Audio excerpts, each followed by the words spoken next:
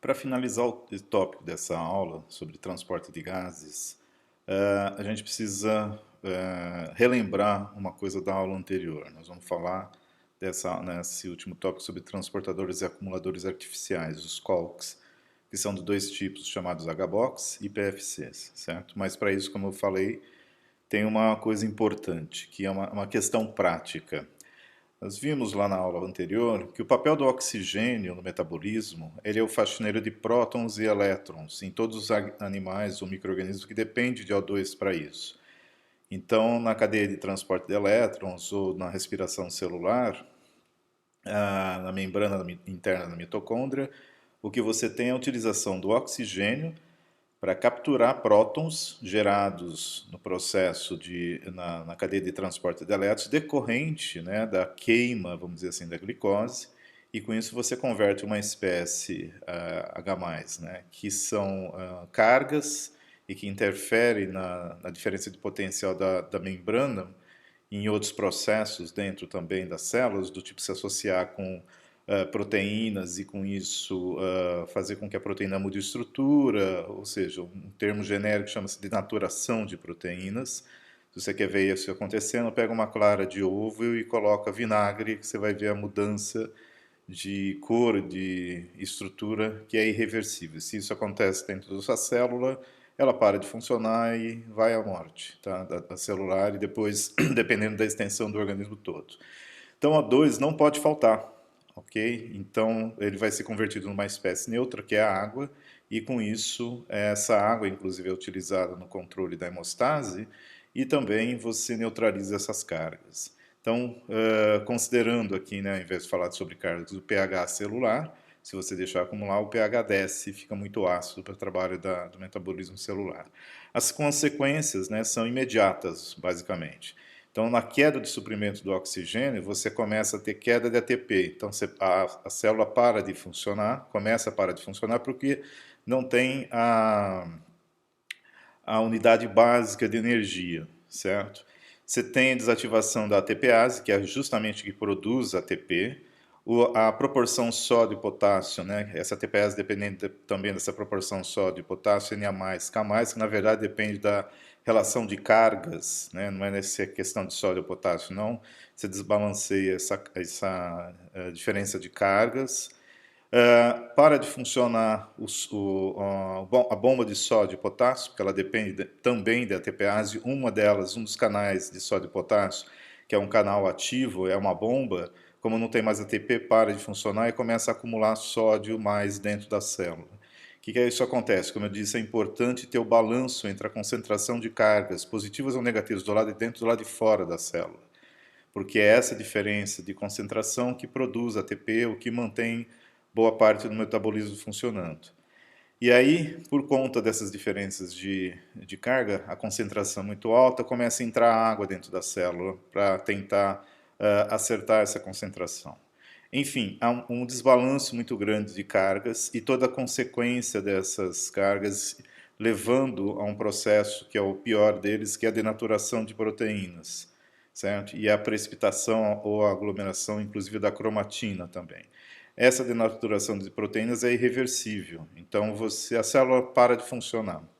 Então não pode faltar oxigênio, acho que todo mundo sabe, né? O tempo que você consegue ficar sem, e se você ficar alguns minutos, quando eu falo minutos, para a maioria das pessoas é menos de 5 minutos, você já tem consequências, certo? Desse acúmulo de cargas.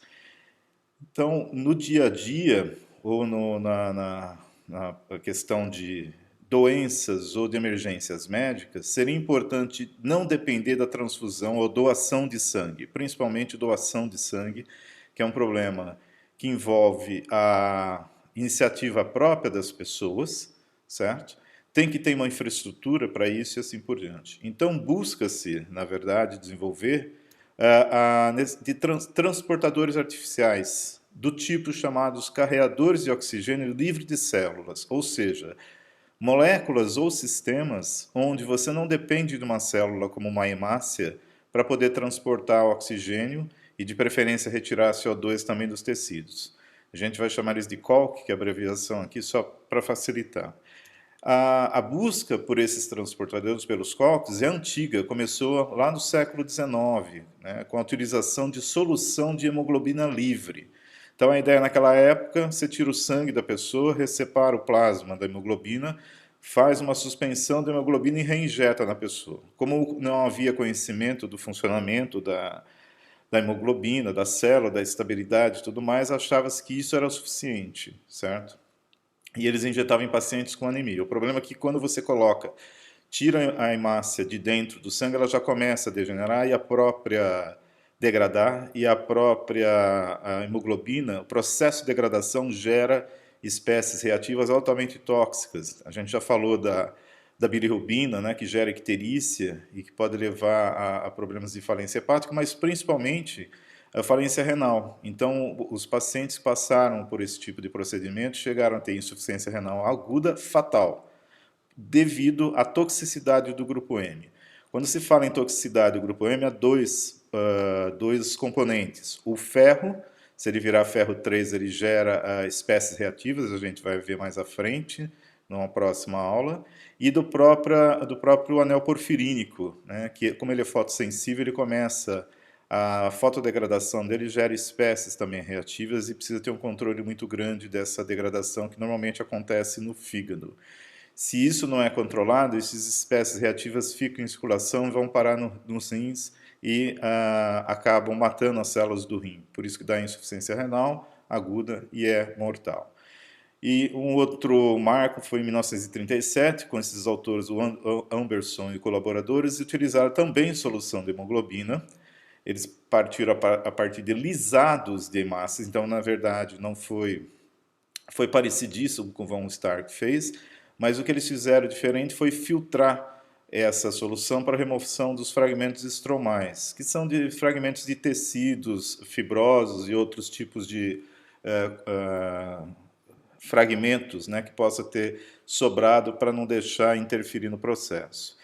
Mas não deu certo, né? Essa infusão também, que ela seria não modificada, a hemoglobina, porque não modificada, porque a hemoglobina, do jeito que ela está no sistema biológico, se você tirar dela de dentro, ela degrada, tá? Então a degradação, lá dentro ela está em tetrâmeros, alfa 2, beta 2, que é a hemoglobina do adulto. Ela rapidamente se dissocia e forma dois dímeros. E com isso ela perde a capacidade de transporte. Por quê? Porque uma vez que você quebrou tetrâmeros, você não tem mais o efeito alostérico. Então a capacidade de se ligar com oxigênio já não existe mais, certo? Por causa daquele impedimento estérico, da ação mecânica para forçar o ferro também em direção ao anel e assim por diante. Então ela sobra dois dímeros, alfa e beta, e eles são excretados pelos rins, certo? Também tem o problema de toxicidade, mas de qualquer modo não funciona. Então a ideia é, se quiser usar a hemoglobina, tem que modificar a hemoglobina para isso, certo? Então, essa modificação também vai evitar que ela se degrade e diminui a toxicidade renal associada ao grupo M, tá? Então, para ela ser usada como um COC, precisa disso. Quais as características que esses transportadores têm que apresentar? Essas daqui são o que você quer que ele tenha se você conseguir desenvolver. Obviamente, ele tem que ter uma capacidade grande de captação de O2 dos pulmões, liberação no tecido, concomitante à captura de CO2, tá? Longo tempo de permanência em circulação, porque você quer... Não é que você vai trocar o teu sangue e sair andando por aí com esse sistema na circulação. É como eu disse, são questões de emergência. A principal dela, por exemplo, há muitos óbitos que ocorrem em acidente de trânsito, em acidentes de trabalho, devido principalmente que não dá tempo de você chegar no hospital, a ambulância não leva bolsas de sangue no momento para transfusão. Mesmo que levasse, tem que tipificar e dá problema se você não tipificar o sangue pelos antígenos que existem assim por diante. O tipo sanguíneo, certo? O RH também. Então, é um problema prático que se você tivesse um substituto que não fosse tóxico, né, estável, que não precisasse de uma temperatura muito baixa para ser mantido, etc., que fosse de fácil uso como é soro fisiológico, seria o ideal. E aí o tempo de permanência em circulação também, não pode durar 2, 3 minutos. Você tem que socorrer a vítima, pôr na ambulância, transportar, dependendo da gravidade. Ele tem que aguentar até poder fazer a cirurgia ou estancar a hemorragia, e assim por diante. Então a ideia é que ele permaneça em circulação com essa eficiência de trocas. Óbvio, ele tem que ser esterilizável, né, livre de agentes infecciosos ou alergenos. Depois de cumprir o papel, ele tem que ser excretado rapidamente, sem causar lesões orgânicas decorrentes da degradação dele próprio, certo? Tem que ser estável, de preferência a temperatura ambiente e facilmente disponível para uso. Algumas empresas, né, em algumas agências militares que têm interesse nisso também, porque o tipo de morte que acontece, principal em campo de batalha, por traumas de choque hemorrágico, ou seja, fragmentos de explosivos, bala, assim por diante, ele está ferido, ele perde sangue, ele morre. No campo de batalha não dá para você ficar com uma geladeira com uma bolsa de sangue atrás.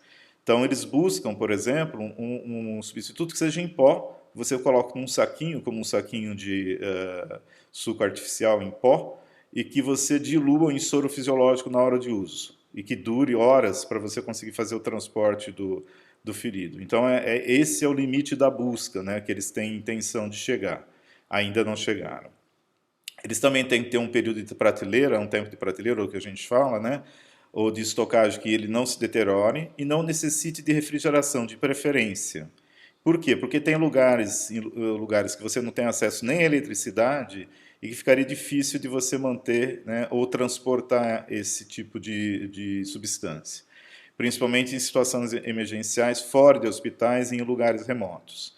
E, como eu disse, ele tem que ser esterilizável e principalmente de baixo custo de produção para quem tem, para todo mundo poder ter acesso a ele. Isso é o ideal, esse é o sonho de consumo de quem produz, isso daí é o que tenta buscar. Agora, a realidade é outra, certo? Os primeiros, como eu havia dito, foram tentados usando as próprias hemoglobinas, mas as hemoglobinas não são estáveis. Então, a ideia é você pegar os transportadores baseados em hemoglobina e modificar a proteína para ela ficar estável, certo? Então, eles são baseados na difusão passiva e não aquela ativa também do tipo que depende de efeito alostérico, certo? Então, quando for fazer a modificação da hemoglobina, tem que levar isso em conta também. E essa difusão passiva é baseada somente na diferença de PO2, não na concentração de CO2, como a gente falou também. E ela também não pode ser regulada, não vai ser regulada pelo 2,3-BPG, certo? Então, os H-Box, ele vem do inglês Hemoglobin Based Oxygen Carrier, que são os transportadores de oxigênio baseado, os carreadores de oxigênio baseados em hemoglobina modificada, tá ok? Então, existe já em pesquisa, existe no mercado, uma cor vermelha escura, porque eles utilizam hemoglobina, certo? Então, a cor mantém, porque vem do complexo, principalmente do grupo M. Eles obtêm a partir de hemoglobina natural, natural significa hemoglobina, né, doada ou do ser humano ou do sangue bovino, que vai ser esterilizada, certo? Todas elas vão ser. Ou é produzido através de bactérias geneticamente modificadas para produzir exatamente a hemoglobina, ou utiliza-se placenta humana, né, que é riquíssima em hemoglobina, normalmente é descartada e pode ser utilizada também como uma fonte de hemoglobina. Retira-se as hemoglobinas, aí filtra-se, faz o sistema de purificação, elimina-se todas as identificações dessas células que podem gerar alguma reação alérgica no paciente que vai receber. Então, com o que já foi feito até agora, eles mostraram que não são simples substitutos de eritrócitos, né? Mas doadores altamente eficazes de oxigênio em termos de oxigenação do tecido.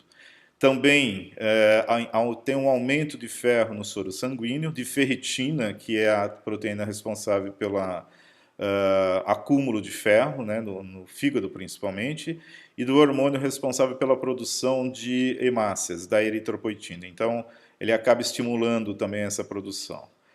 Além disso, ele tem mais ou menos 20% de aumento de difusão do oxigênio e melhora a capacidade de exercício. Por que está falando isso aqui? Porque existe um tipo de doping em certos esportes, principalmente o ciclismo, que exige muito de atividade muscular, onde eles buscam esses H-Box para se auto-injetar, ou se injetar, no caso, um pouco antes das competições, não no mesmo dia, mas umas 2 semanas antes, para melhorar a disponibilidade de oxigênio, estimular a produção, etc.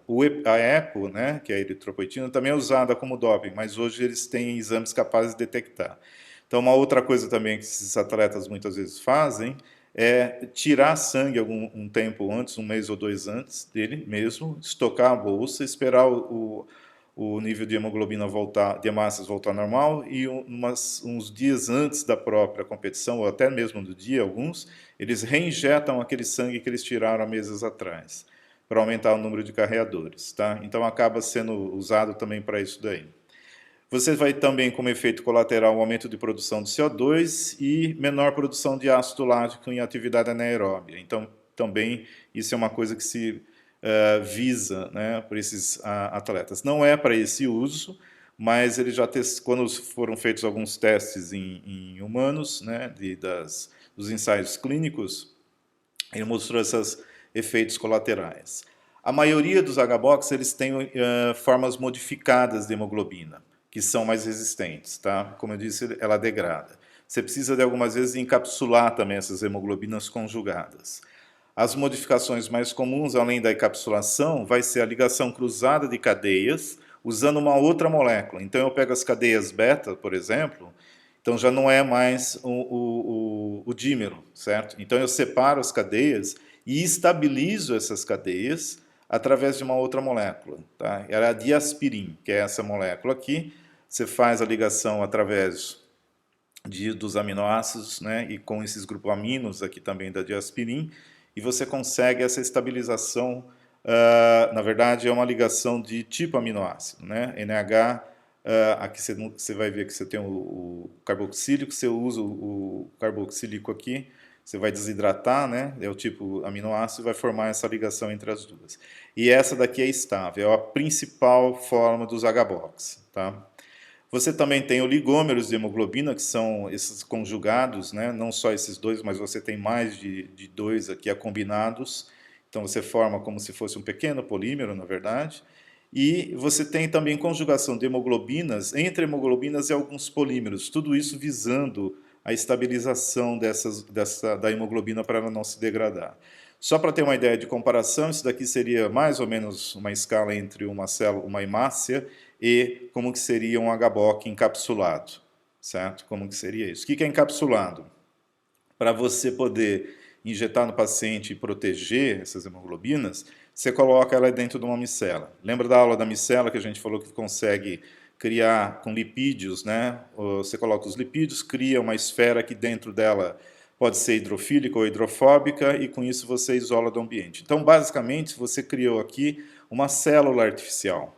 Aqui é um trabalho que foi feito justamente com isso daí encapsulada, conjugadas com PEG, que é polietileno glicol, e você formou essas micelas, que aqui dentro você tem as hemoglobinas modificadas, protegidas pelo PEG. Então você tem uma camada lipídica aqui que separa elas, é uma imitação. Qual é a vantagem disso? Ela é muito menor que uma hemácia e vai conseguir chegar em regiões onde a hemácia normalmente não consegue, principalmente em regiões onde os capilares são muito estreitos. Os principais são esses 5 que tem aqui do mercado, que estavam em teste clínico. Esse é o mais famoso, o M-Pure. Ele é baseado em hemoglobina bovina. Ele usa, né, o glutaraldeído polimerizado como estabilizador. Aqui é o tamanho, mais ou menos, de 100 a 500 kilodaltons, que é a unidade que se usa para isso. O tempo de meia-vida, que metade leva para degradar no sistema biológico, em termos de 8 a 17 horas. A pressão oncótica, que é a pressão do batimento cardíaco, eu já não me lembro qual é essa histórica ou outra lá, mas enfim, em milímetros de mercúrio, se eu não me engano, eu acho que é a máxima. Então, chega em 17. A viscosidade dele em relação do sangue é 30% da viscosidade do sangue, então é bem mais baixo, mais fluido, certo? E ele atinge uma P50 em torno de 34 milímetros de mercúrio. Então é próximo, bem próximo daquela P50 que a gente viu que se atinge quando você não está em repouso, mas quando você está em atividade, tá? O Hemolink é baseado em células humanas, né? Esse daqui é a ortorrafinose, que é um polímero também que é usado para fazer esse crosslink, e aqui é fazer a ligação cruzada e polimerização entre eles, é mais ou menos também dentro da mesma faixa de tamanho, dura também mais ou menos no mesmo tempo, né?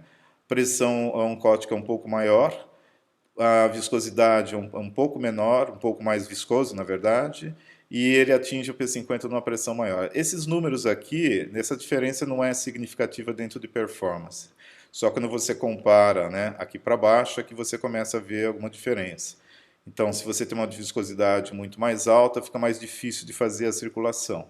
Então, quanto mais baixa a viscosidade for, melhor, mais fluido é, tá? O Poly-M, esse daqui são os laboratórios, a Biopur já trocou de nome ultimamente, a Hemosol já não lembra, a Northfield continua, né?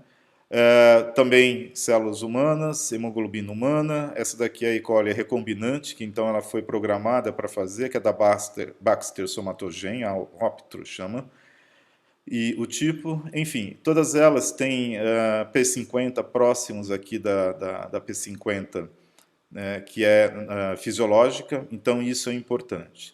Qual é o problema disso? Né? Ele está dando aqui, inclusive, que a P50 é em torno de 28, é um pouquinho mais, é 30 ali por aí, mas enfim, todas elas têm valores próximos, e isso também é uma coisa que, como que diz, que é uma prerrogativa para eles, né, atingir esses valores. Aqui está falando que a Baxter, inclusive, descontinuou esse tipo do Hemacist, né, para desenvolver uma segunda geração de hemoglobinas, também modificadas. Eles só trocaram, provavelmente, o tipo de cadeia que eles estão fazendo e o sistema de estabilizar as cadeias. Tá legal? Bom, o problema, como eu disse, né, é justamente um daqueles parâmetros que eles falam que é importante ter, esses produtos aqui não têm, que é o preço. Só para ter uma ideia, né, em 2012, esse preço não varia muito, mesmo depois de 8 anos, 8, 9 anos, custa $800, certo? No câmbio de hoje, está próximo de R$ 2.500 quase, 1 litro ou uma bolsa do Hemopur. Algumas pessoas, algumas entidades compram essas H-Box, né, para deixar estocado em hospitais. Principalmente, isso é um fato curioso, entidades religiosas que não aceitam transfusão de sangue. Então, eles acabam fazendo uma logística de comprar esse produto ou produtos similares e deixar distribuído dentro de uma certa região que se alguns dos frequentadores da organização, da entidade, tem a necessidade, eles mandam buscar ou transporta a pessoa até lá para evitar a transfusão, certo? Se você é um vendedor desse tipo de produtos, você vai sempre falar das vantagens, né? Mas tem que falar das desvantagens também. Então, a vantagem é, virtualmente não transmite doença, porque não vem de ser humano, vem de animal, de ser humano, mas passa por um processo de purificação, certo? Não tem necessidade de prova cruzada, então não precisa saber que tipo é o tipo de sangue, né? Eles não têm antígenos, então se é A, B, o RH e outros tipos de antígenos que são necessários às vezes para você saber. Tempo de armazenamento é prolongado, até a P50, como eu disse, é próximo da fisiológica e não afeta basicamente a coagulação sanguínea, porque você não vai substituir o sangue todo da pessoa, você vai repor uma parte emergencialmente. Então, se é um processo traumático, isso seria ruim se ele afetasse a coagulação. Como eu disse, ele tem menor viscosidade, tamanho molecular bem menor, então facilita a distribuição na microcirculação. Ele chega até onde normalmente as hemácias mesmo não chegam. Desvantagens, obviamente, né? Ele gera uma autooxidação que vai levar a meta-hemoglobinemia, ou meta-hemoglobina. O que significa isso? Aquelas hemoglobinas que estão lá, presentes ainda intactas, o ferro vai oxidar ferro 3, que não se liga ao oxigênio, certo? E isso compromete o resto da oxigenação. Esse efeito acontece entre o segundo e terceiro dia depois da infusão. Então tem que ser levado isso em conta e acompanhar o paciente. Pode chegar até 30% das hemácias que o paciente tem restando no corpo lá, tá? O efeito é passageiro e depende só da eliminação do HBOC do sistema. O problema maior é que a meia-vida intravascular é pequena, não passa de 24 horas. Isso pode ser um problema ou não, depende da aplicação. Ele tem um problema sério, que é o problema de ser vasoconstritor. Essas hemoglobinas, elas acabam se ligando no óxido nítrico, que é o óxido que faz, é o composto que faz, controla a vasodilatação dos vasos e artérias, controlando a pressão arterial, é uma das maneiras de fazer isso. Se ele é vasoconstritor, acaba tendo um aumento da pressão arterial, e isso pode levar a hemorragias e piorar o quadro ou ter problemas, certo? Então, eles diminuem a disponibilidade de NO, porque eles se associam ao NO, e com isso não consegue vasodilatar. Eles têm que resolver. E o problema na degradação, na fotodegradação, se for o caso, gera espécies reativas, certo? Durante o metabolismo, e que vai afetar principalmente o fígado e o baço, que são os dois órgãos principais que vão acabar tentando metabolizar isso daí. E pode ser também nefrotóxico, dependendo da modificação. Uma alternativa é você não depender das hemoglobinas e você fazer moléculas estritamente sintéticas, mas que tenham grande afinidade por oxigênio. Como o CO2 tem alta solubilidade no plasma, né, o único problema que você tem que pensar é na tamponagem do plasma. Mas o CO2 ainda, numa situação de emergência, você consegue que ele venha boa parte dissolvido no plasma. Tá? Então, são os perfluorocarbonos, PFC. Então, são moléculas onde a totalidade, moléculas orgânicas, onde a totalidade ou quase todos os hidrogênios são substituídos por flúors, certo? Que tem uma menor interação com o O2, mais uma maior tensão e uma menor tensão superficial. Mas você fala assim, mas eu teria que ter mais interação. Não, se você tiver maior interação com o O2, você não vai liberar o O2. Então você tem que achar um meio termo onde essa interação é suficiente para você prender o oxigênio aqui, mas quando ele sentir aquela diferença de concentração e entropia quando ele chega no tecido, é o suficiente para que a ligação não dependa de ninguém para ser quebrada e ele possa liberar aqui e migrar para o tecido. Tá? Então, essa menor interação e tudo mais é decorrente da alta densidade eletrônica do flúor, ou seja, ele tem uma carga elevada em relação ao tamanho dele. E como ele é pequeno, há uma concentração de carga no lugar, e essa carga fica localizada num espaço muito pequeno, então ela não é muito extensa. Então o oxigênio consegue ter interação aqui, mas não é tão forte. Tá legal? Eles são excelentes solventes para gases, especialmente o oxigênio e o CO2, mas principalmente o oxigênio. Aqui tem algumas moléculas, essa daqui é a perfluorodecalina, que é a mais estudada, que está aqui representada de outra maneira, mas você tem outros tipos também, a perfluorotripropilamina, né, o bromento de perfluorooctil e o perfluorobutiletileno. Tá? Então, a estratégia é você ver a estrutura, o número de flúors, obviamente, é importante, porque aí você tenta levar a maior quantidade possível de oxigênio, mas esse tipo de estrutura aqui também é importante por uma questão de não só de viscosidade, mas também de facilidade de você orientar a molécula para que ela se ligue ao oxigênio, vamos dizer assim. Tá? Eles são insolúveis em água, então não tem como você injetar isso no paciente intravenoso. Para isso, você vai lá e volta ao velho a usar os lipídios. Eles fazem uma suspensão, né, de lipídios, de micelas, onde essas micelas agora são monocamada lipídicas, então aqui tem a cabeça polar fica do lado de fora e a cauda de hidrocarboneto para o lado de dentro, onde fica com a molécula e a solução ou o concentrado de PFC lá dentro. Como isso daqui é permeável a gases, né, que é uma membrana, eles entram e saem tranquilamente. Tem em torno de 0,2 micrômetros. Só para você ter uma ideia, um fio fino do seu cabelo tem em torno de 50 micrômetros. Então, aqui a gente vê de novo, né, a comparação dos três, a hemácia, o HBOC e agora o perfluorocarbono. Ainda assim é muito menor, né, a hemácia tem em torno de 7 microns, então é muito menor que uma hemácia, em termos de diâmetro. Tá? Então, eles são mais ou menos 35 vezes menores que uma hemácia, e então eles também podem permear, assim como os HBOCs, maior microvascularização, e aí aumenta a eficiência de oxigenação dos tecidos. Tá? eles conseguem transportar, comparados ao plasma, de 20 a 30% mais oxigênio, né, que o plasma baseado ou na própria água. E isso, por incrível que pareça, é o suficiente para você, pelo menos em questão de urgência. Então a gente está falando, vamos dar uma olhadinha no exemplo de aplicação. É um teste, né, que foi feito.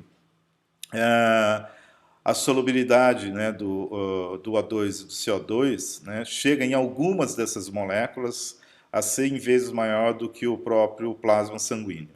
E eles podem ser aplicados tanto de forma intravenosa quanto inalados. Então aqui é um exemplo, esse ratinho aqui do laboratório, ele está dentro desse becker. Aqui dá para ver que o becker está com fluido até em cima e ele está preso lá dentro. E ele inspirou esse líquido, que é a perfluorodecalina, certo? E esse líquido é rico em oxigênio e está levando o oxigênio para o pulmão dele, que está liberando lá. Então o pulmão dele está inundado com um fluido rico em oxigênio. Então, como a gente viu naquela outra aula, você não precisa, literalmente, de ter, você sempre, na verdade, está tirando oxigênio de um líquido, que é, no caso, aquele líquido que recobre o alvéolo, está dissolvido lá.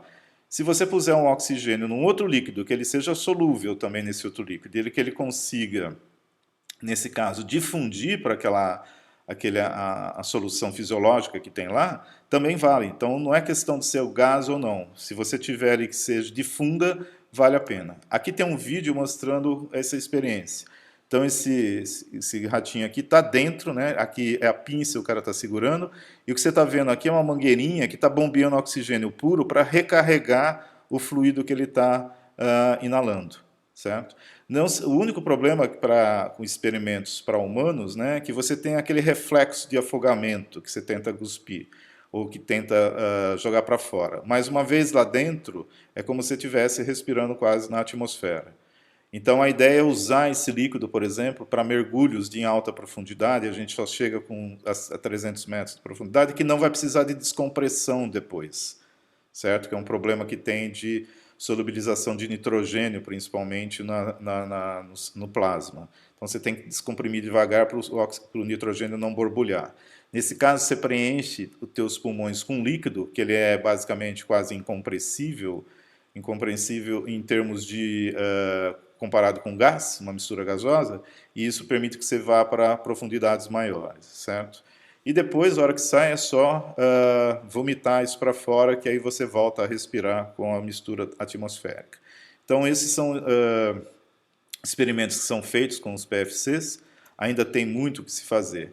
Esses são alguns de alguns laboratórios, existem vários, mas esses daqui são os mais famosos, que é o Liquivent, né, que virou Perfubron também, da Alliance, ou da Origem, são uma associação da Alliance com a Origem. E o Oxigent, que é bem da Alliance, mas a Johnson Johnson, que está aguardando o FDA, está em fase clínica, na verdade. Ele é branco desse jeito justamente pela questão dele estar... esse Oxigent, né, você vê que é essa molécula aqui com flúor, só que com um bromo aqui, por uma questão de tentar fazer solúvel, por isso que ele está transparente. Esse não, esse daqui ele está dentro das micelas. Então, qual que é a ideia, certo? Quais as situações médicas específicas que eles propõem? Por exemplo, ressuscitação de trauma, quando você tem, como eu disse, o choque hemorrágico, ou situação de acidente de trânsito, você tem trabalho, campo de batalha, né? Quando o sangue não está disponível.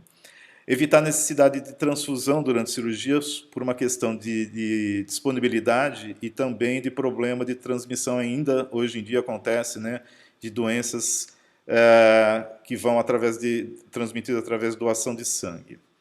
Está em fase, já foram feitos estudos pré-clínicos e clínicos, né, do oxigente para aumentar os níveis de PO2 em tumores. Por quê? Como o tumor tem um metabolismo mais acelerado que a célula tradicional, para oxigênio, e quando você metaboliza o oxigênio, ele gera espécies reativas, a ideia é aumentar a oxigenação do tumor, injetando o oxigênio ao redor do tumor, e isso aumentaria a sensibilidade da rádio e da quimioterapia, porque aumentaria a produção de espécies reativas. Quando você dá radioquímica, também acontece isso. Então, isso aceleraria, ou você poderia diminuir a intensidade ou o número de sessões de rádio e de quimioterapia. Então, existem várias técnicas tentando aumentar a oxigenação dos tumores, mas esse daqui já está em fase de estudos clínicos para ver se ajuda. Então perceba que não é só você usar ele como um transportador de oxigênio para situações de substituir a própria hemácia, mas aumentar a disponibilidade de oxigênio localmente, né, para uma função terapêutica. Também para função terapêutica, né, o tratamento de anemias crônicas ou agudas, isso ainda é incipiente. Esses daqui e outros dois estudos são mais aplicados e mais desenvolvidos. Outra é evitar isquemia. Isquemia é quando você bloqueia o sistema circulatório em regiões específicas dos tecidos humanos, e esse tecido entra em morte ou entra em hipóxia devido à falta de oxigênio. E o principal lugar, que é o típico, né, é o cérebro. Então, quando você tem o famoso AVC, ele pode ser hemorrágico ou isquêmico. O hemorrágico, que rompeu, está perdendo o sangue, você fica sem oxigênio porque o sangue não está retornando para carregar, ou o isquêmico quando ele é oclusivo, né? Ele fecha e aí não deixa passar o sangue também. Quando você tem cirurgia de aneurisma, por exemplo, que você tem que bloquear às vezes a circulação para poder fazer a cirurgia, o procedimento, né? Evitar embolias cerebrais. Essas embolias elas podem acontecer em vários procedimentos, não só o cerebral, que leva a um AVC. Quando se faz angioplastia e cateterismo, que vai tentar desentupir a veia ou a artéria lá, o que pode acontecer é um pedacinho daquela placa sair da circulação rodando por aí, ela pode entupir vasos tanto no próprio coração quanto no cérebro ou em qualquer lugar do corpo. Você pode ter uma embolia em um órgão, por exemplo, você pode ter um infarto do músculo da perna por conta de oclusão depois de uma angioplastia, um cateterismo. Ou o bypass também, que é o tipo de pontes, né? Pontes venosas. A tal de ponte de safena, vários pontes podem ser feitos, que você retira a safena da perna, da parte inferior da perna, e usa ela para fazer o bypass e o desvio entre aquela região que sofreu um infarto ou que está oclusa, que não dá para desentupir, e a parte que ele teria que estar alimentando. Isso pode ser feito no coração, pulmão e até mesmo nos membros. Tá? Então, esse bypass é comum e pode gerar também esses trombos. Problemas na medula espinhal também, isquemia durante cirurgia vascular, que também pode gerar trombos e ter esse problema. Reversão de isquemia miocárdica, ou seja, o infarto, né, ou esses problemas quando você gera esses trombos e acaba entupindo ou fazendo a oclusão da circulação do miocárdio. Num infarto agudo, você vai lá fazer angioplastia, o cateterismo, o que acontece? Você tenta desocluir e aí ele vai acabar gerando outra oclusão mais à frente, ou mesmo parada cardíaca. Isquemia aguda de membro, como eu disse, né? Depois que, por exemplo, você tem uma hemorragia, põe um torniquete, você pode gerar trombos porque coagulou, deu algum problema. Quando você faz enxertos também, ou de novo bypass de um vaso sanguíneo ocluído, né? Também tem esses problemas. Então a ideia é você usa esses transportadores como suporte para durante o procedimento você garantir a oxigenação ou durante o tratamento garantir a oxigenação. Aqui são dois trabalhos interessantes que estão disponíveis inclusive na internet. Esse daqui da entrevista eu sugiro vocês assistirem com Thomas Schaffer, que é interessante. Um é usar isso daí no tratamento de tecidos inflamados, especificamente esse trabalho aqui de 2011 usou para chamar de hipóxia inflamatória intestinal, que é uma inflamação que acontece em alguns trechos do intestino e que leva a falta de oxigenação, e aí necrose o tecido e aí você tem que retirar. Então, para evitar isso, você pode injetar, né, esses PFCs no intestino, seja ele diretamente, ou seja ele diretamente, quando eu digo, através de uma sonda, né, ou dependendo de onde tiver a localização da alça intestinal, você pode com catéter ou com uma agulha mesmo, uma cânula, você injeta lá para tentar diminuir esse processo inflamatório, ou pelo menos não deixar faltar oxigênio. Ou mesmo para anemia falciforme, que a gente vai ver na próxima aula, que é uma hemoglobinopatia. Quando bebês prematuros nascem também, que estão com problemas de desenvolvimento pulmonar, uma das maneiras, e os pulmões são muito frágeis para você colocar e controlar também com o ventilador, você pode utilizar, como foi feito com o ratinho, não direto daquele jeito, né, mas de uma maneira bem mais técnica, você utilizar esses PFCs para fazer esse tipo de fornecimento de oxigênio para o bebê, porque ele estava acostumado a ter o líquido no pulmão, né, o bebê prematuro. Na entrevista com o Thomas Schaffer, ele fala especificamente de como que isso é feito, em 2 estudos.